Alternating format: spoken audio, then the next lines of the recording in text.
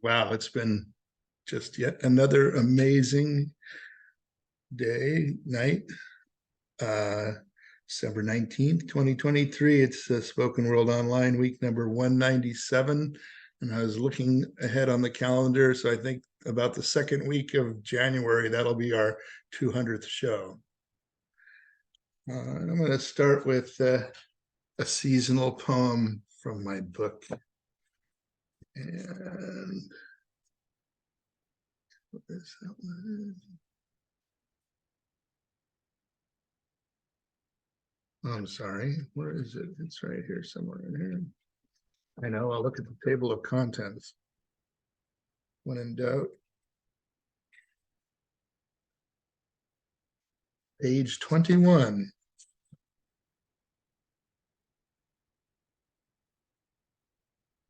Winter solstice poem. Just about 3 days early, but we'll read this now.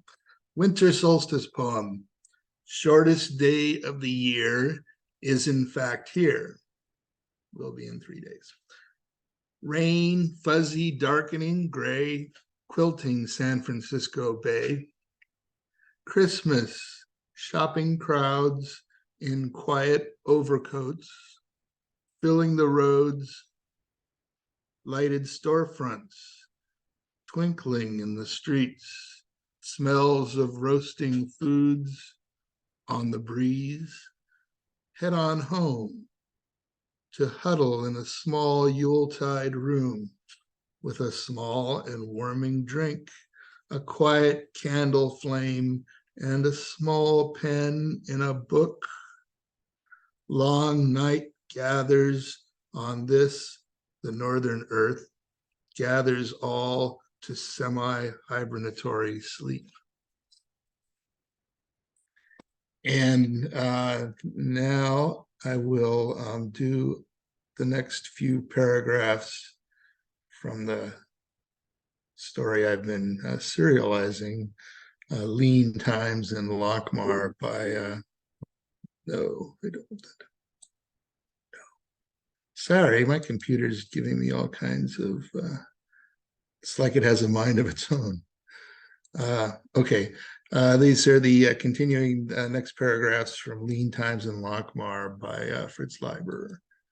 And the Gray Mouser and Plug, the extortionists, are trying to figure out how to get around Fafford in order to steal the collection casket from Brandes, the priest of the godlit Isaac of the Jug.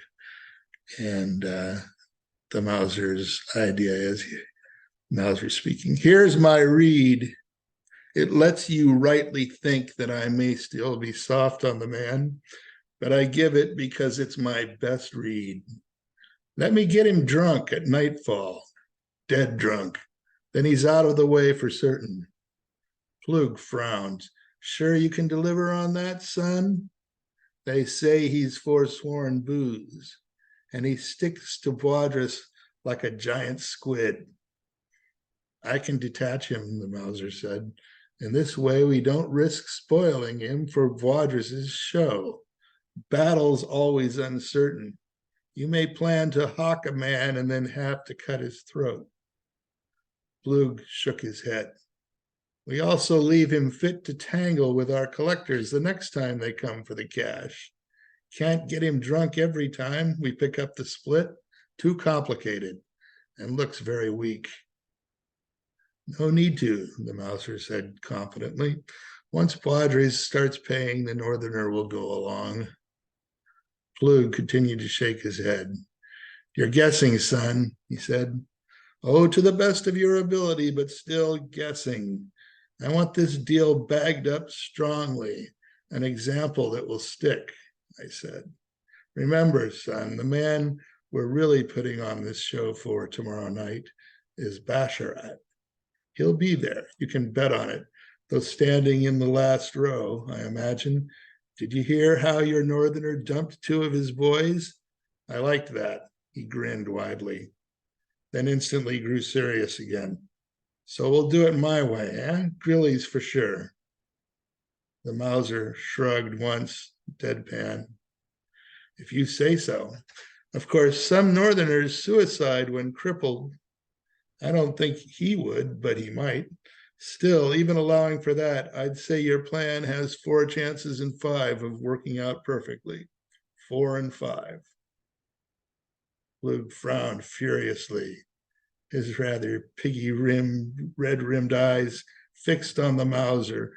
Finally, he said, "Sure you can get him drunk, son? 5 and 5? I can do it," the Mauser said. He had thought of a half dozen additional arguments in favor of his plan, but he did not utter them.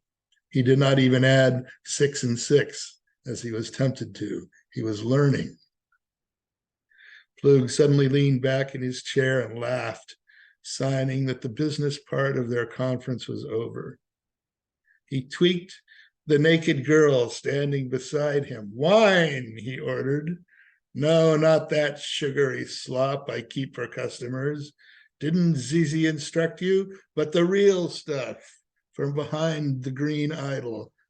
Come, son, pledge me a cup, and then tell me a little about this Isaac. I'm interested in him.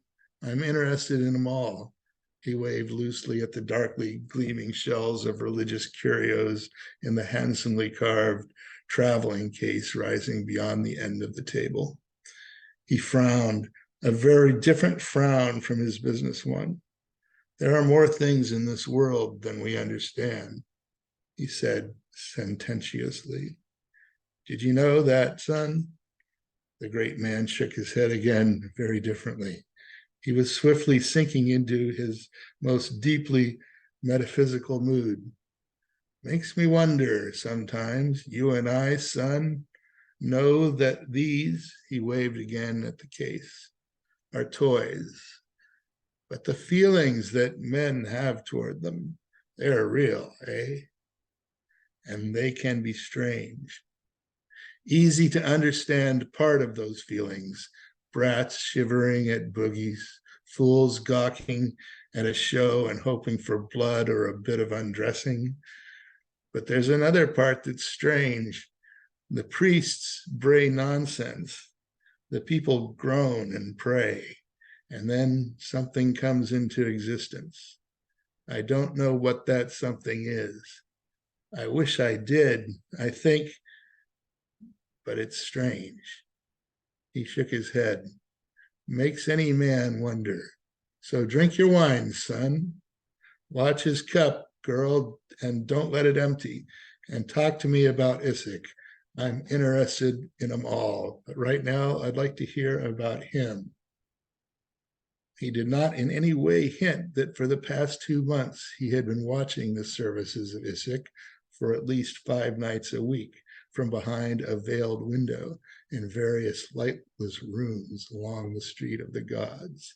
And that was something that not even the Mauser knew about Poole. To be continued.